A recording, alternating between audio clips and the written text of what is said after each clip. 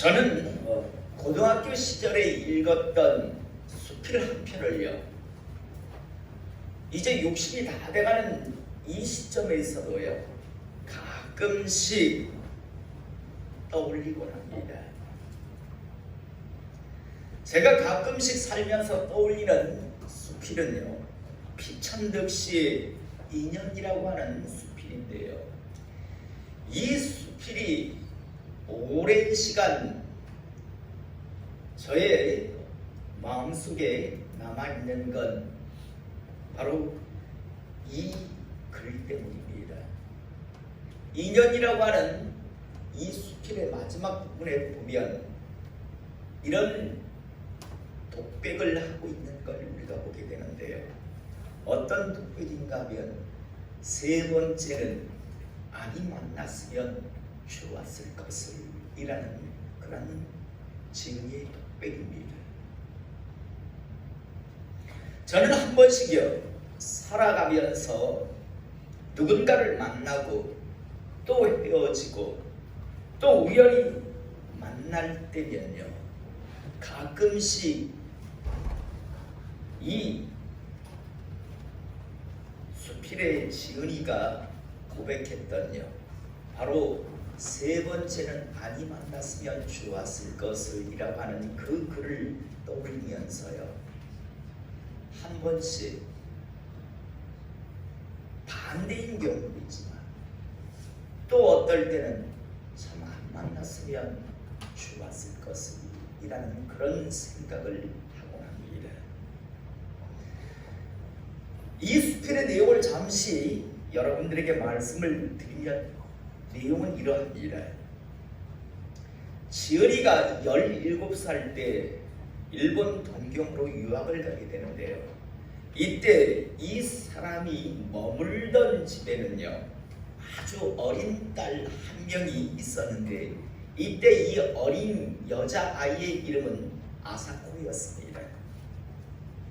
지은이가 처음 이 아사코라고 하는 어린 여자아이를 만났을 때 지은이가 느꼈던 이 아사코라고 하는 어린 아이에 대한 감정은요, 어린 꽃몽우리 같이 참 예쁘고 귀엽다라는 그런 감정이었습니다. 그리고 이제 지은이가 동경 유학을 마치고요 집에 돌아온 이후에 약 10년이 지난 이후에 다시 일본을 방문하게 되는데, 두 번째로 다시 일본 방문해서 아사코라고 하는 그런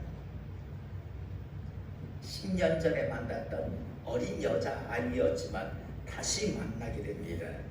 이때는 이 아사코라고 하는 어렸던 소년은 10년이라고 하는 세월 속에서 아주 아름다운 그런 여학생이 되어 있습니다. 이때 지은이가 이 아사코에 대한 감정을 어떻게 느끼고 있었는가 하면 목련꽃같이 청순하고 세련되었다라는 그런 감정을 지은이가 갖게 됩니다. 그리고 이제 오랜 세월이 지난 이후에 지은이가 미국 출장 중에 잠시 일본을 방문하게 되는데, 이때 세 번째로 아사코라고 하는 사람을 만나게 되는데, 이때의 만남에서 지은이는 아사코에 대한 감정을 어떻게 표현하고 있는가 하면 시들어가는 백합화 같다라는 그런 감정을 표현합니다. 이 이후에 지은이는 다시 말해서 아사코와 세 번째 만남을 갖고 돌아선 이후에, 헤어진 이후에 이런 독백을 합니다. 세 번째는 아니 만났으면 좋았을 것을 이라고요. 사랑하는 성도 여러분, 지은이의 이 말 세 번째는 아니 만났으면 좋았을 것이라고 하는 이 말 속에는 지은이의 어떤 마음, 어떤 감정이 담겨져 있는 걸까요? 단순히 나이가 들어서 볼품 없는 그런 아사코에 대한 겉모습에 대한 안타까운 그런 마음의 표현일까요? 아니었습니다. 수필의 내용 중에는 자세하게 설명을 하고 있지 않았지만 이 말 속에는 어떤 의미가 담겨져 있었는가 하면 아사코라고 하는 예전에 꽃몽우리 같이 정말 아름답고 귀여웠던, 한때는 목련꽃같이 참 청순하고 아주 세련되었던 그런 여인이요, 어느덧 불행한 삶을 살아감을 통해서요 지치고 찌들어버린 그런 초췌한 모습에 대한요 지은이의 안타까운 표현이었습니다. 사랑하는 성도 여러분, 우리는 이 땅에 태어나서 수없이 많은 사람들과 만납니다. 또 헤어집니다. 그리고 교회 가지 않지만 어느 순간 문득 다시 만날 때가 있습니다. 저는 우리 교회에 있는 지금 이곳에 예배드리는 우리 모든 성도님들과 또 여러분들의 그 모든 가정들이요, 언젠간 누군가를 문득 갑자기 만났을 때 그들로부터 참 이 사람 멋지게 인생을 살아가고 있구나, 참 행복한 가정을 이루고 살아가고 있구나 라는 그런 소리를 듣는 하나님의 사람과 가정이 되기를 이 시간 축복합니다. 결코 단 한 사람도, 단 한 가정도 어느 누군가에게요 다시 만나지 않았더라면 더 좋았을 것이다라고 하는 그런 생각이 들게 하는 그런 삶과 가정이 되지 않기를 이 시간 축복합니다. 여러분, 그러기 위해서는요, 여러분 하나님을 변덕스럽지 않게 묵묵히 하나님을 하나님답게 제대로 섬기시기를 이 시간 축복합니다. 많은 사람들이 만났다 헤어지는데 어떤 사람과의 다시 만나는 재회는요 참 마음을 기쁘게 하는 그런 재회가 있습니다. 그런데 어떤 재회는요 참 가슴을 무겁게 하고 답답하게 하는 그런 재회가 있습니다. 수필 인연이라고 하는 그런 글 속에서요 이 아사코와 지은이와의 만남은요 세 번째 만남은 참 마음을 아프게 하는, 답답하게 하는 만남이었습니다. 그래서 세 번째는 많이 만났더라면 좋았을 것이라고 하는 그런 안타까움의 그런 탄식을 우리는 보게 되는데요. 그런데 성경을 보면요 이런 안타까운 만남들이 참 많이들 나옵니다. 여러 그런 안타까운 만남이 있는데 특별히 오늘 이 시간 여러분들과 나누길 원하는 것, 사무엘 선지자와 사울 왕과의 만남을 한번 이야기 먼저 드리고자 합니다. 사무엘 선지자와 사울이라고 하는 사람의 첫 번째 만남은요 하나님의 명령을 받은 사무엘 선지자가 사울을 찾아갑니다. 겸손하고 준수했던 그런 청년 사울을 찾아가서 하나님께서 이제 너를 이스라엘의 첫 번째 왕으로 세우시기로 결정하셨다 라고 하면서 이제 네가 이제 사울 내가 이스라엘이라고 하는 나라의 첫 번째 왕이 될 것이다 라고 하며 축복의 그런 소식과 함께 기름을 붓는 그런 만남을 갖는 것을 우리가 보게 됩니다. 이들의 이 첫 번째 만남, 사무엘 선지자와 사울이라고 하는 사람의 만남은요 첫 번째 참 복된 축복된 만남이었습니다. 그리고 이제 이 두 사람의 두 번째 만남은요 어떻게 이루어지는가면 사울이 이제 이스라엘의 왕이 됩니다. 그리고 2년이 흘렀을 때 블레셋이라고 하는 나라가 쳐들어옵니다. 사울은 사무엘 선지자를 기다리고 있었습니다. 그런데 아무리 나름대로 기다린다고 기다렸는데 자기 생각과 같게 사무엘 선지자가 빨리 도착을 하지 않습니다. 왜냐하면 전쟁에 나가기 위해서는 하나님 앞에 제사를 드려야 하는데 전쟁은 하나님의 손에 달려있다라는 그런 표현으로 하나님의 도우심을 구하는 제사를 드리고 이제 전쟁에 나가야 하는데 사무엘 선지자가 오질 않아요. 그러니까 자기 나름대로 기다리다가 나중에 다급하니까요, 사무엘 선지자가 도착도 하기 전에 자기가 제사를 집전합니다. 번제와 화목제를요 하나님 앞에 자기가 드리기 시작합니다. 그리고 제사를 마칩니다. 여러분, 왕은요 제사를 집전할 수가 없었습니다. 그런데 다급하다는 이유 때문에 사울은요 제사를 자기가 집전합니다. 이후에 사무엘 선지자가 이제 사울이 있는 곳에 도착합니다. 자, 이것이 두 번째 만남입니다. 자, 이 두 번째 만남에서 사무엘 선지자가 사울에게 무엇라고 이야기하는가 하면 사무엘상 13장 11절에서 14절에 이 말씀이 나오는데요. 사무엘이 이르되 왕이 행하신 것이 무엇이냐 하니 사울이 이르되 백성은 내게서 흩어지고 당신은 정한 날 안에 오지 아니하고 블레셋 사람은 믹마스에 모였음을 내가 보았으므로 이에 내가 이르기를 블레셋 사람들이 나를 치러 길갈로 내려오겠거늘 내가 여호와께 은혜를 간구하지 못하였다고 부득이하여 번제를 드렸나이다 하니라. 부득이 내가 번제를 드렸습니다 라고 지금 이야기합니다. 그러자 사무엘 선지자가 뭐라고 이야기하는가 하면 사무엘이 사울에게 이르되 왕이 망령되이 행하였도다. 결코 해서는 안 될 일을 왕이 했다고 이야기합니다. 그러면서 왕이 왕의 하나님 여호와께서 왕에게 내리신 명령을 지키지 아니하였도다. 그리하였더라면 여호와께서 이스라엘 위에 왕의 나라를 영원히 세우셨을 것이거늘 지금은 왕의 나라가 길지 못할 것이라. 여호와께서 왕에게 명령하신 말을 왕이 지키지 아니하였으므로 여호와께서 그의 마음에 맞는 사람을 구하여 여호와께서 그를 그의 백성의 지도자로 삼으셨느니라 라고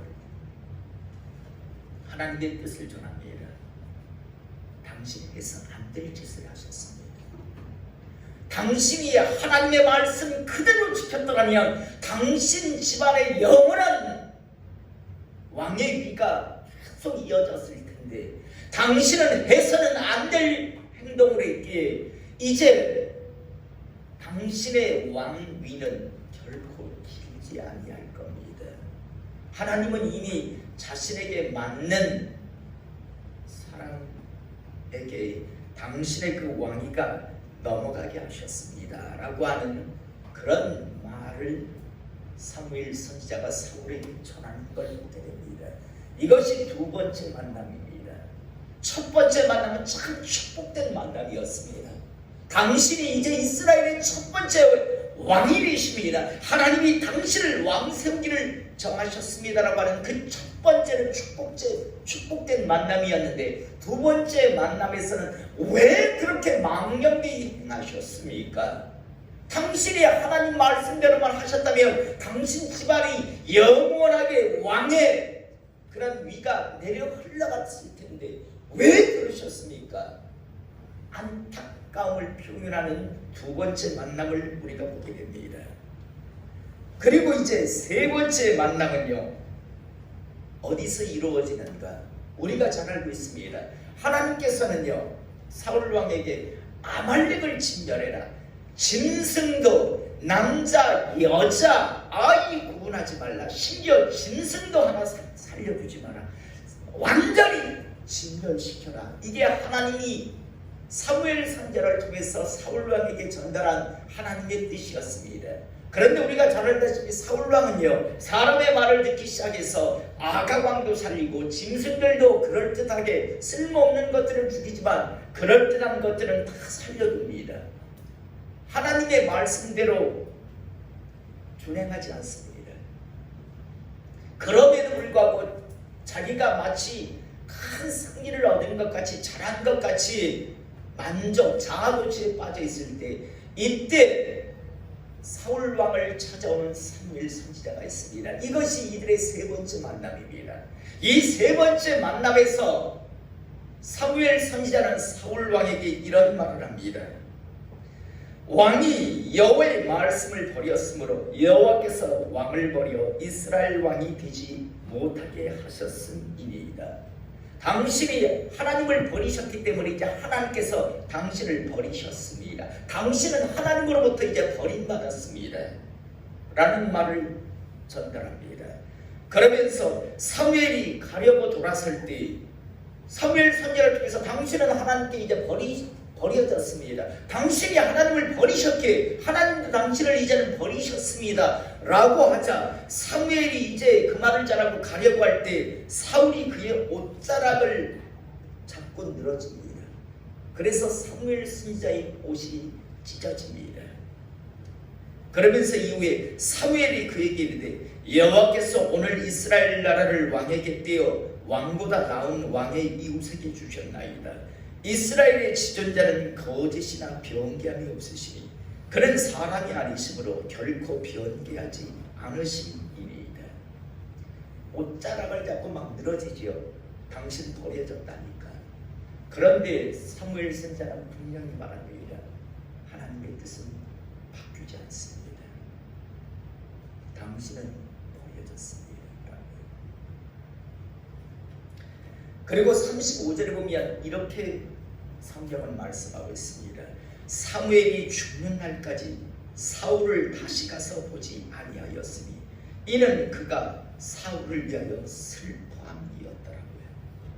사무엘 선지자는 사울에게 당신 버려졌습니다 라고 말하면서 말한 이후에 그는 사울에 대한 감정이 슬펐습니다. 이것이 사울과 사무엘 선지자의 세 번째 만남이었습니다. 첫 번째는 참 복된 만남이었습니다. 두 번째는 어쩌면 경고의 만남이죠. 왜 그러셨습니까? 왜 그렇게 대입하셨습니까? 그런데 세 번째 만남은요, 당신 버려졌습니다. 저주를 선포하는 만남이 됩니다. 어쩌면 사무엘 선지자에게 가서 인터뷰를 한다면 그랬을지 모릅니다. 세 번째는 안 만났으면 더 좋았을 것을 이라는 말을 사무엘 선지자는 했을지 모릅니다. 저는 오늘 시간요, 우리의 만남이 사무엘 선지자와 사울 왕과의 만남과 같은 만남되지 않기를 이 시간 축복합니다. 이들의 만남은요, 정말 점점 갈수록 서로 가슴 아픈 만남, 축복의 만남이 아니라 정말 서로를 가슴 아프게 하는, 차라리 만나지 아니하였으면 더 좋을 뻔했던 그런 만남으로 자꾸만 전개되는 것을 우리가 보게 됩니다. 그런데 여러분, 이런 만남만 있는 건 아니었습니다. 오늘 우리가 읽은 본문 말씀에서 특별히요, 마지막 절에 보면 내가 올 때 마가를 데리고 오라, 그가 나에게 유익하니라 라고 하면서 바울이죠. 바울이 죽기 직전, 여러분 디모데후서는 바울이라고 하는 사도의 유언이 담겨져 있는 마지막 정말 가슴 깊은 곳에서 우러나는 유언과 같은 말이 성령의 감동에 의해서 적혀져 있는 말씀입니다. 그래서 오늘 우리가 읽은 본문 말씀에도 보면 전제와 같이 내가 벌써 부어지고 나의 떠날 시각이 가까웠다가 자기의 죽을 때가 가까웠음을, 자기의 순교의 시간이 가까워졌음을 바울은 알고 있었습니다. 그러면서 회고합니다. 나는 선한 싸움을 싸우고 나의 달려갈 길을 마치고 믿음을 지켰으니 이제 후로는 나를 위하여 의의 멸관이 예비되었으므로 주곧 의로우신 재판장이 그날에 내게 주실 것이며 내게만 아니라 주의 나타나심을 사모하는 모든 자에게 있더니라. 자신의 이제 떠나갈 날이 가까웠음을, 순교 죽음의 시간이 가까웠음을 지금 인지하고 그렇게 지금 이야기하고 있습니다. 그런데 그러면서 여러 가지 이야기를 하는데 마지막 순간을 위해서 여러 가지 그런 이야기들을 지금 하고 있는데 그 중에 하나가 무엇인가면요, 마가를 데려오라고 지금 이야기합니다. 우리는 이제 성경 공부를 해서 마가와 사도 바울과의 만남, 첫 번째 만남이 언제 어디서 이루어졌는지를 우리는 잘 알고 있습니다. 이 바울과 마가의 첫 번째 만남은요, 1차 전도 여행 때 구브로 섬, 정확하게는요 구브로 섬에 있는 살란이라고 하는 곳이었죠. 바울과 바나바가 1차 전도 여행을 출발해서 구브로 섬에 도착했을 때, 정확하게는 살라미에 도착했을 때 마가가 나도 전도 여행에 따라 나서겠다고 나서는 그러한 모습에서 바울과 마가의 첫 번째 만남이 시작되는 것을 우리가 보게 됩니다. 그런데 여러분, 이 첫 번째 만남은요 그렇게 복되지 않습니다. 왜냐하면 구브로 섬의 살라미에서 만나서 그 다음 바보라 가는 곳을 거쳐서 이제 본격적으로 갈라디아 지역을 전도하기 위해서 버가라고 하는 항구에 도착했을 때 이 마가는요 너무 힘들다며 그냥 돌아가 버립니다. 결코 그렇게 좋은 만남이 되지 않습니다. 그리고 이제 두 번째 바울과 마가의 만남은요 2차 전도 여행을 출발하기 직전에 이루어지는 것을 우리가 보게 됩니다. 바나바와 바울이 2차 전도 여행을 이제 막 출발하려고 하는데 마가가 다시 찾아옵니다. 나도 이번에 또 따라가겠다고, 동참하겠다고. 이것이 두 번째 만남입니다. 그러나 여러분, 이 두 번째 바울과 마가의 만남 역시도 그다지 행복한 만남은 되지 않습니다. 왜냐하면 이 마가를 데리고 가는 문제 때문에 결국 바나바와 바울은 서로 싸웁니다. 그리고 결국은 서로 헤어지는 요인이 됩니다. 바울과 마가의 이 두 번째 만남은요 그다지 유익되지 않습니다. 여러분, 이들도 인간이었습니다. 그러다 보니까요 서로에게 좋은 감정이 있을 수가 없었겠죠. 바울의 마가에 대한 판단과 감정은 아마 이랬을 겁니다. 너 따위가 주의를 한다고, 너같이 썩어 빠진 생각을 가진 자가 감히 전도여행에 동참을 한다고 절대 용납할 수 없지. 이런 감정이 아마 마가를 향한 바울의 감정이었을 겁니다. 대신 마가 입장에서도 바울에 대한 그런 판단과 감정이 있었을 겁니다. 아니, 우리 삼촌 바나바 때문에 네가 그래도 인정받고 지금 교회 일꾼이 됐는데 뭐 그렇게 유별나게, 내가 놀자는 것도 내가 안 간다는 것도 아니고 내가 하겠다는 데까지 그렇게까지 매몰스럽게 그런 식으로 거부할 수 있는가? 참을 수 있는가? 네가 누구 때문에 교회에서 인정을 받았는데 우리 삼촌 바나바 때문이었잖아, 이러면서 좋지 않은 감정을 가질 수도 얼마든지 있었습니다. 여러분, 첫 번째 만남도 그다지 복되지 아니하였습니다. 처음에는 좋은 것 같았지만 그냥 쑥 마가가 돌아가는 것 때문에 그다지 좋은 만남이 아니었습니다. 두 번째 만남 역시도 이 만남 때문에 결국 동역자에 있던 바울과 바나바가 갈라서야 하는 그런 아픔을 겪는, 어려움을 겪는 그런 일이 발생을 했습니다. 그리고 성경은 바울과 마가의 만남이 언급되지 않습니다. 그런데 오늘 우리가 읽은 본문 말씀 디모데후서 4장 11절에 보면요, 자기의 이제 죽을 날이 가까워졌음을 인지한 바울이요, 여러 가지 이야기를 하는데 그 중에 하나가 무엇인가 하면 내가 올 때 마가를 데려오라고 이야기합니다. 그러면서 그가 나의 일에 유익하니라. 여러분, 이 말씀을 통해서 마가가 멋진 하나님의 사람으로 변화되었었구나. 그래서 이제 바울도요 마가를 인정하고 있는 것을 우리가 보게 됩니다.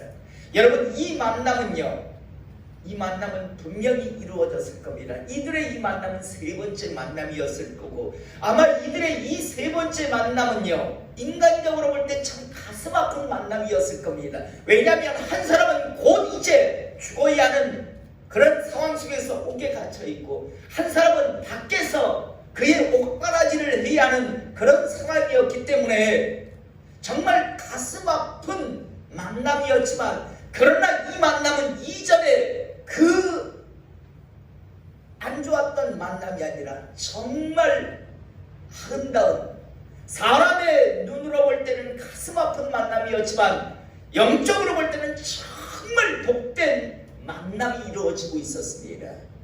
그리고 여러분, 저는 이 말씀을 항상 읽을 때마다 이 4장 11절 마가를 내려오라 내게 유익하다라고 하는 이 말씀 이후에 저는 한 번씩 생각해 봅니다. 여러분, 이들의 네 번째 만남은 이루어졌을까요? 안 이루어졌을까요? 지금 여기서 세 번째 만남이 지금 성사되고 있었습니다.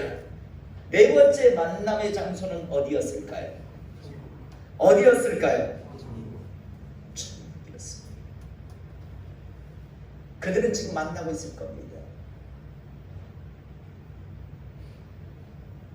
여러분, 어떤 만남은 차라리 아기 만났으면 더 좋았을 것이라고 하는, 정말 가슴을 답답하게 하고 가슴을 슬프게 하는 그런 만남이 되기도 하지만, 어떤 만남은 정말 복되고 정말 마음을 시원하게 하고 마음을 후련하게 하는 그런 만남, 그를 만난 것 때문에 내가 행복해지는 그런 만남도 있습니다. 저는 우리 성도님들이 누군가를 만날 때, 누군가와 오랜 시간이 지난 이후에 만남을 가질 때 그들에게 참 복된 만남, 참 저 사람을 만났기 때문에 행복하다, 참 저 사람 멋지게 살아가고 있구나라고 하는 그런 만남의 그런 대상이 될 수 있기를 이 시간 축복합니다. 특별히 이번 추석 명절 기간 동안 자주 만나지 못하는, 평소에 만나지 못하는 사람들을 만나게 되실 겁니다. 저는 우리 성도님들이 그들과의 만남이 이루어질 때 상대편의 사람들에게 정말 멋진 인생을 살아가고 있구나, 참 행복한 인생을 살아가고 있구나, 참 화목한 가정을 이루며 살아가고 있구나라고 하는 그런 마음, 그런 생각이 들게 하는 그런 하나님의 사람들과 가족이 되기를 이 시간 축복합니다. 쇼를 하자는 게 아닙니다. 정말 그런 인생, 그런 삶을 살아가는 정말 그런 가정을 이룬 하나님의 사람이 되시기를 이 시간 소원합니다. 만약 요번에 그런 마음을 들게 하지 못한 날짜라도 다음에는 꼭 그런 마음이 들게 하는 그런 사람과 가정 되기를 원합니다. 길은 딱 하나입니다. 묵묵히 하나님을 섬기시기 바랍니다. 변덕스럽게 요동치게 섬기지 마십시오. 변덕스럽게 요동치는 사람은요, 어떤 누구에게도 참 멋진 인생을 살아가는구나, 참 복된 인생을 살아가는 소리를 못 듣습니다. 역시 변덕스럽구나, 역시 가볍구나라는 소리를 들으며 별 볼 일 없는 인생을 역시 넌 살아가는구나, 내가 예상한 대로 살아가는구나라는 소리를 들으실 겁니다. 그러나 묵묵히 하나님을 섬기며 살아가신다면 여러분들이 일부러 쇼를 하지 않으셔도요, 척을 하지 않아도 누가 봐도 참 멋진 인생을 살아가는구나, 참 아름다운 인생을 살아가는구나, 복된 인생을 살아가는구나, 참 화목한 가정이구나라는 그런 마음을, 생각을 들게 하는 그런 인생과 가정이 분명히 됨을 믿으시기 바랍니다. 저는 특별히 이번 추석 2021년 추석 연휴 기간 중에 있는 이 주일을 맞이해서요, 어느 누군가에게 결코 다시 만나지 않았더라면 더 좋았을 것이라고 하는 그런 존재가 아니라 참 복되었다, 정말 기쁘다라고 하는 그런 소리를 듣는, 그걸 꿈꾸고 그걸 기대하며 그것을 향해 달려가는 하나님의 사람 되시기를 이 시간 축복합니다. 나아가 여기 있는 우리 모두의 언젠가의 만남이, 마지막 만남이 반드시 천국 되기를 이 시간 축복합니다. 지옥이 아닌 반드시 천국에서 우리 모두가 다 함께 만나기를 원하며, 나아가 여러분들이 특별히 이번 명절 기간 동안 하나님의 초청장이 되어 주셨어요. 그들 또한 언젠가 다시 만남의 소망을 갖는다면 그들도 천국에서 만날 수 있는 그런 만남의 시작점이 되는, 출발점이 되는 그런 하나님의 사람들과 가정 되기를 이 시간 축복